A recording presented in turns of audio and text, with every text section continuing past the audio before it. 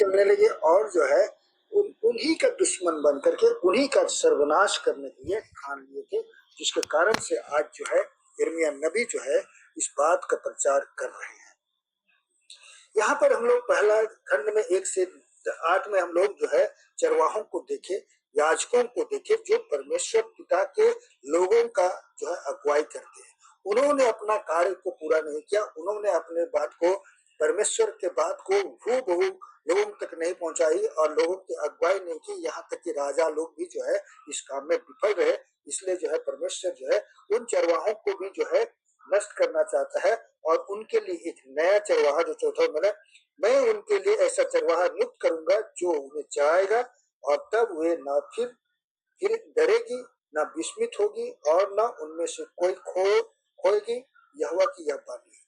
यह बात को जो है परमेश्वर पिता कहता है कि एक मैं चरवाहा को नियुक्त करूंगा, तो उसके बाद तुम लोग भयभीत नहीं रहोगे, अच्छे अच्छे भोजन करोगे, अच्छी अच्छी चीजों को पाओगे और जो है तुम लोग को पूरा सुरक्षा रहेगा।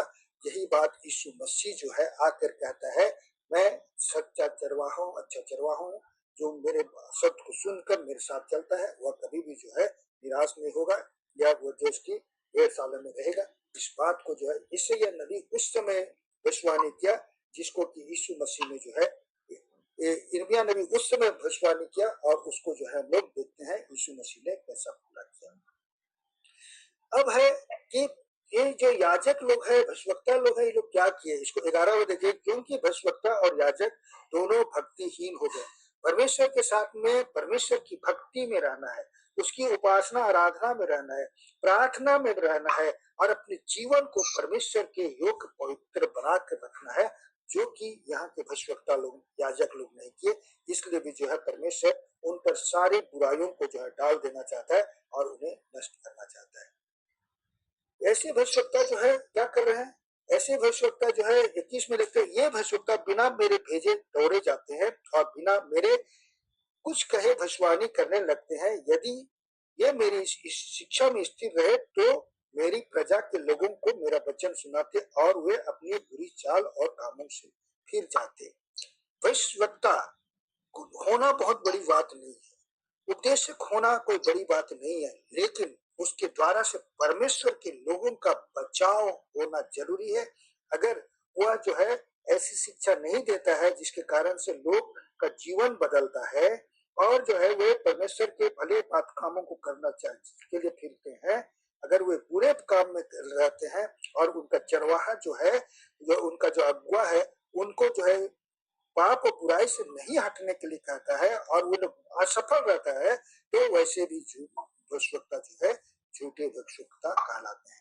उनके लिए परमेश्वर बोलता है कि मैंने उन लोगों को नहीं भेजा है। 32 में यहोवा की यह भी वाणी है, जो बिना मेरे भेजे या बिना मेरी आज्ञा पाए स्वप्न देखने का झूठा दावा करके भविष्यवाणी करते हैं, उनका वर्णन करके मेरी प्रजा को झूठे घमंड में आकर भरमाते हैं, उनके भी मैं विरुद्ध हूँ और उनसे मेरी प्रजा के लोगों का कुछ लाभ नहीं होगा।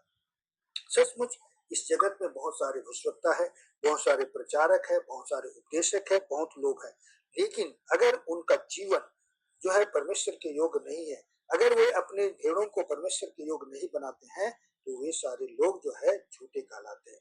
भले मसीह प्रिय हम लोग जानते हैं कि हमें भी परमेश्वर का दर्शन मिलता है और हमारे मन में बहुत सारी बातें आती है। यह बात जो है परमेश्वर की ओर से है या किसी आत्मा, दुष्ट आत्मा के द्वारा से है, इसको समझना बहुत ही मुश्किल है, लेकिन बहुत जरूरी है। तो परमेश्वर का वचन के आधार पर अगर हमारी जो है बातें हैं, तो वह जो है परमेश्वर के वचन के आधार में रहने के कारण से जो है वह वचन जो है परमेश्वर की ओर से आती है। वचन में लिख दिया गया है, वही बातों को अगर हमारे दर्शन में आता है, हमारे विचारों में आता है, पवित्र आत्मा बताता है, तो उसका व्याख्या हमें करना अवश्य है। लेकिन उन सब करने के बाद भी हमारा दायित्व यह है कि जो हमारे भेड़े हैं उनका जीवन जो है परमेश्वर के योग हो, हमारे द्वारा से लोग को आशीष को पाए, चंगाई को पाए, बरकत को पाए, उसके घर में बहुत कुछ अच्छी अच्छी बातें हो, लेकिन जो है अगर उनका जीवन नहीं बदलता है, इसका मतलब हम लोग अभी उस लेवल तक नहीं पहुंचे हैं कि हम लोग परमेश्वर के भक्त कहला सकते हैं। चौथा खंड में 33 आगे में परमेश्वर का वचन के बारे में कहा जा रहा है। परमेश्वर का वचन को हमेशा लोग कहते हैं कि यह बहुत स्ट्रॉन्ग वचन है, यह बहुत प्रभावशाली वचन है, यह बहुत भारी वचन है, इसके बारे में कहा जाता है। लेकिन ऐसे लोगों को, ऐसा कहने वाले लोगों को भी परमेश्वर पसंद नहीं करते हैं, क्योंकि परमेश्वर का हर एक वचन ताया हुआ है, एकदम शुद्ध है, निर्मल है, और कोई भी वचन जो है ऊंचा नीचा नहीं है, कोई भी वचन बड़ा और छोटा नहीं है। इसलिए ये बात हम लोग नहीं कह सकते हैं कि परमेश्वर का वचन जो है यह वचन बहुत प्रभावशाली है, इसलिए इसका कहने का मतलब है दूसरे वचन जो है अप्रभावशाली है। नहीं, हर एक वचन जो परमेश्वर का हमारे सामने प्रस्तुत है, सभी वचन जो है प्रभावशाली है और बिना कार्य का वापस नहीं जाएंगे। इसलिए इस वर्ड को से परमेश्वर जो है नफरत करते हैं। परमेश्वर का वचन पवित्र वचन हम लोग कह सकते हैं। परमेश्वर का वचन या परमेश्वर का यह पवित्र वचन यह कहता है, हम कह सकते हैं, लेकिन यह प्रभावशाली वचन है, इसको कहने के लिए जो है परमेश्वर यहाँ पर हमको मना कर रहे हैं। अब हम लोग आएंगे 24 में। 24 में जो है 2 प्रकार के टोकरियों के बारे में बताया गया है, जिसमें 2 प्रकार के अंजीर है। मतलब वहां पर 2 प्रकार के लोग हैं। इसके बारे में हम लोग पढ़ते हुए वर्णन आगे हम लोग सुनेंगे। जब बेबीलोन का राजा नबूकदनेस्सर यहोयाकीम के पुत्र यहूदा के राजा यकोन्याह को और यहूदा के हाकिम और लोहारों और अन्य कारीगरों को बंदी बनाकर यरूशलेम से बेबीलोन ले गया, तो उसके बाद यहोवा ने मुझको अपने मंदिर के सामने रखे हुए अंजूरों की 2 टोकरी दिखाए। यह उस समय की घटना है जब बेबीलोन का राजा नबूकदनेस्सर जो है वह उस पर आक्रमण करके वो अपना अधिपति को कर लिया है, उसको पा लिया है, आधिपत्य कर लिया है।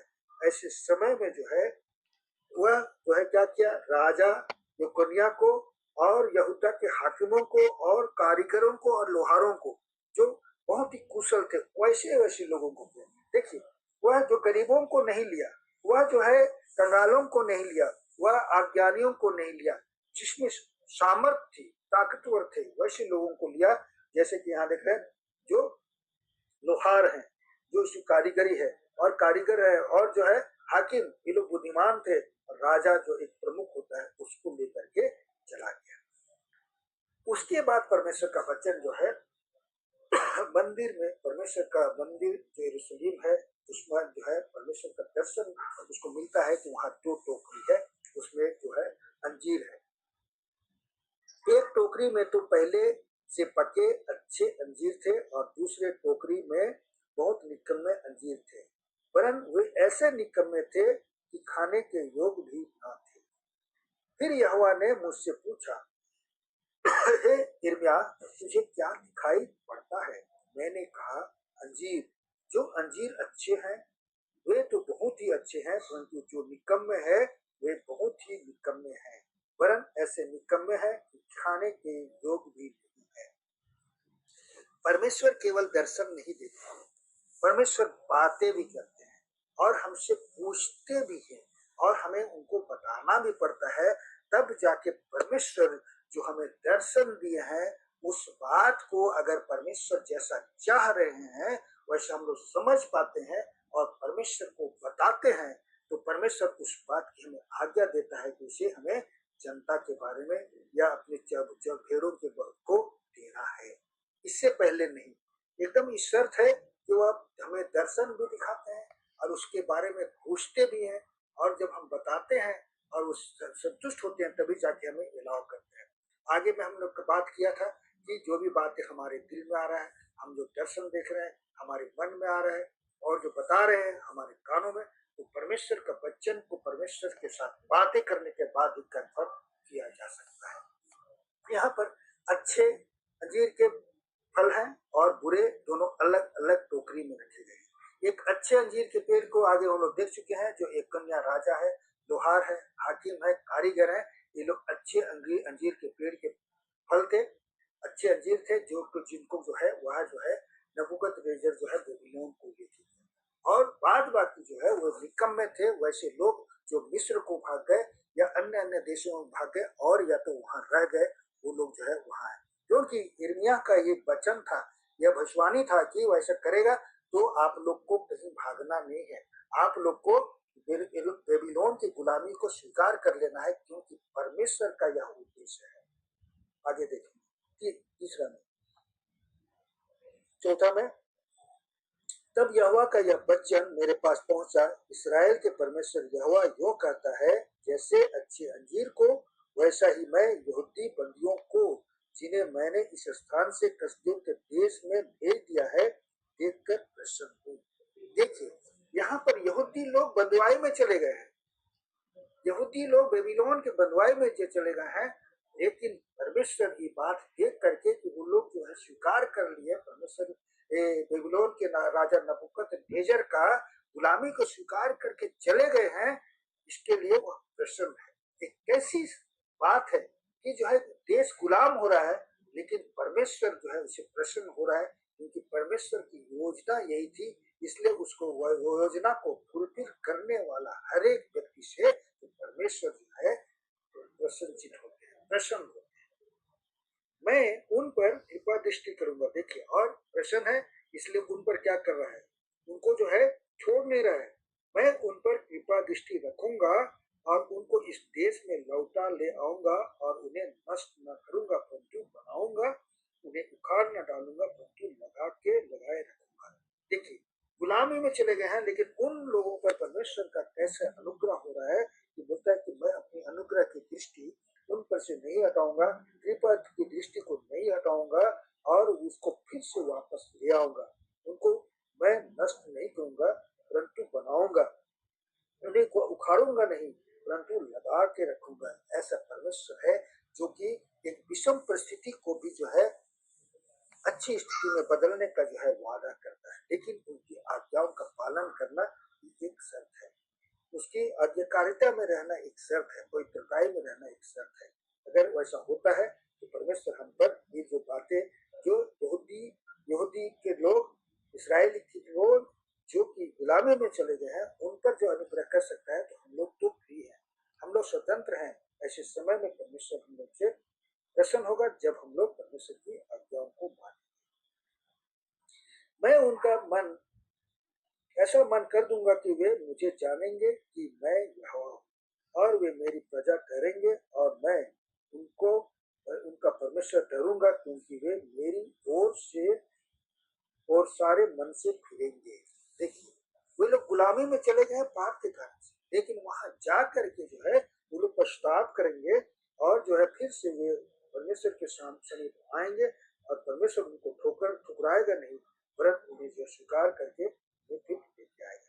लेकिन अब दूसरे खंड के लोग, तो 8वां पद में, परंतु जैसा निकम्मे अंजीर निकम्मे होने के कारण खाए नहीं जाते, उसी प्रकार से मैं यहूदा के राजा सिदकिय्याह और उनके हाकिमों और बचे हुए यरूशलेमियों को, जो इस देश में और मिस्र देश में रह गए हैं, छोड़ दूंगा।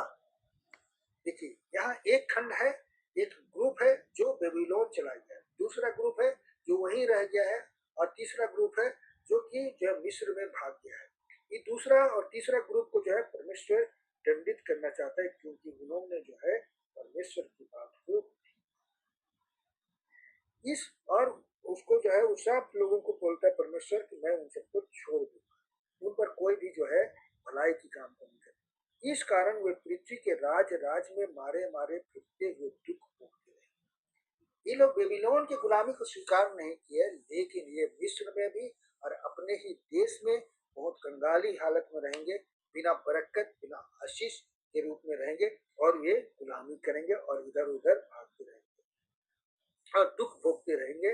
जितने स्थानों में मैं उन्हें जबरन निकाल दूंगा, और उन सबकी नाम लगाए होंगे, बदनामे होंगे, और लोग उन लोग का दृष्टांत दे करके श्राप दिया करें। ऐसी विषम परिस्थिति में उनको डालेगा, क्योंकि वे परमेश्वर की आज्ञा, मतलब यिर्मयाह नबी के द्वारा से, यिर्मयाह भविष्यवक्ता के द्वारा से जो वचन प्रचार किया गया, जो वचन बोला गया, जो अगुवाई मिला, जो परमेश्वर का आदेश आया, उसका पालन वे नहीं किए।